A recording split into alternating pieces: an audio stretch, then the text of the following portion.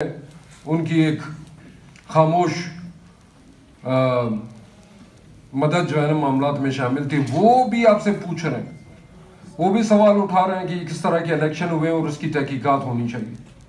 International media بھرا ہوا ہے ان معاملات سے، ان سوالات سے، جو آپ نے عمران خان کے ساتھ کیا یا جو دیگر جمہوری قوتوں کے ساتھ کرا۔ میں آخر میں دو گزارشات کروں گا۔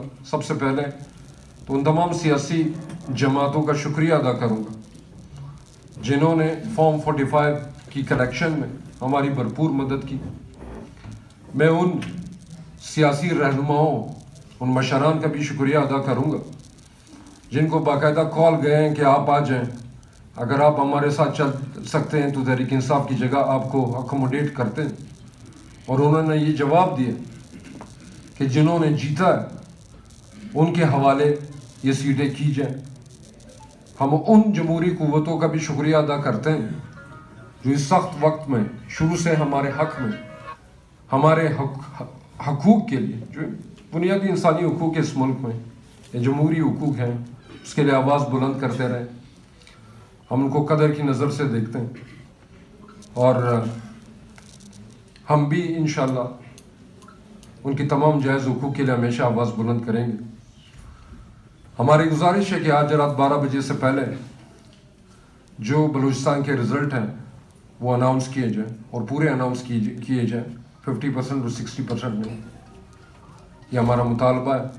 3 دن ہو گئے ہیں الیکشن کو، آج رات تک تو 48 گھنٹوں سے بھی زیادہ ہو جائیں گے وقت، بلکہ 72 گھنٹے شاید ہو جائیں گے۔ تو یہ ہر صورت ہمیں یہ رزلٹ چاہیے۔ آپ مزید وقت نہ لیں، مینجمنٹ پہ لیڈ اتنی آپ مینیج نہیں کر سکیں گے، اور اعلیٰ عدالتیں موجود ہیں، ہمارے پاس ثبوت موجود ہے۔ جو لوگ اس میں ملوث ہوئے، ہمیں امید ہے کہ عدالت ان کی سرزنش کرے گی۔ اگر 12 بجے تک ہمیں رزلٹ نہیں ملتا تو ہم پرامن احتجاج کریں گے۔ خان صاحب نے آلریڈی کال دی ہوئی ہے پورے پاکستان میں، اور آگے کے لائے عمل کا بھی 12 بجے کے بعد ہم اعلان کریں گے انشاءاللہ۔